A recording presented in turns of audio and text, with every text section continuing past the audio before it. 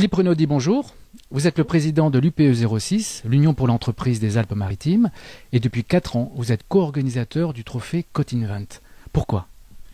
D'abord parce que c'est Cotinvent qui a fêté ses 30 ans l'année dernière, et j'ai remercié Claude-Henri Menu de m'avoir invité à cet événement qui était particulièrement réussi. Donc j'ai tenu à le dire le jour de Cotinvent, la remise des prix, parce que vraiment c'était un très très beau moment. Alors Cotinvent, pourquoi? Parce que l'innovation, l'inventivité aujourd'hui, c'est quand même le cheval de bataille de toutes les entreprises. Nous sommes dans une révolution numérique, et donc il est absolument nécessaire d'être présent sur ce genre de sujet. La sélection, comme toutes les années, est parfaite. Donc on a remis à nouveau des prix à des entreprises qui le méritent vraiment.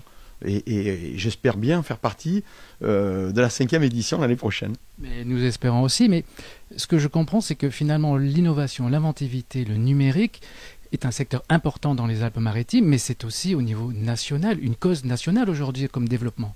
Ah oui, c'est absolument une cause nationale. Il y a eu la révolution industrielle, aujourd'hui il y a la révolution numérique.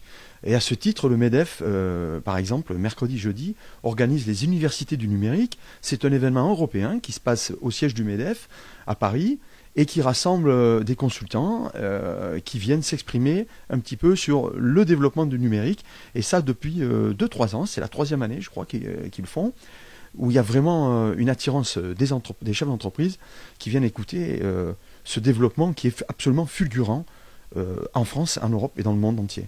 Mais la France est bien placée, parce que j'avais vu ça dans une revue où effectivement on expliquait que la France avait pris un petit peu d'avance par rapport aux Anglais et aux Allemands. Donc sur le numérique, on fait ce qu'il faut pour être à la pointe. Donc de bonnes nouvelles, et aussi des bonnes nouvelles pour les Alpes-Maritimes qui sont aussi à la pointe dans ce secteur, notamment avec Sophia Antipolis, avec Nice, beaucoup de développement. Ah oui, tout à fait. Alors le problème du numérique, vous savez, c'est qu'on a une pénurie d'emplois, parce qu'on ne trouve pas assez de gens qualifiés qui sortent des écoles d'informatique. Donc c'est un peu le problème, le point noir. On a une pénurie de 40 000 emplois sur le numérique en France, 1500 dans les Alpes-Maritimes, ce qui est assez considérable.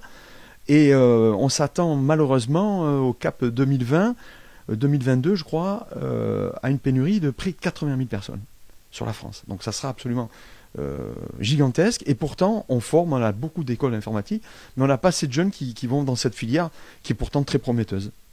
D'accord, merci. À l'année prochaine. À l'année prochaine, merci.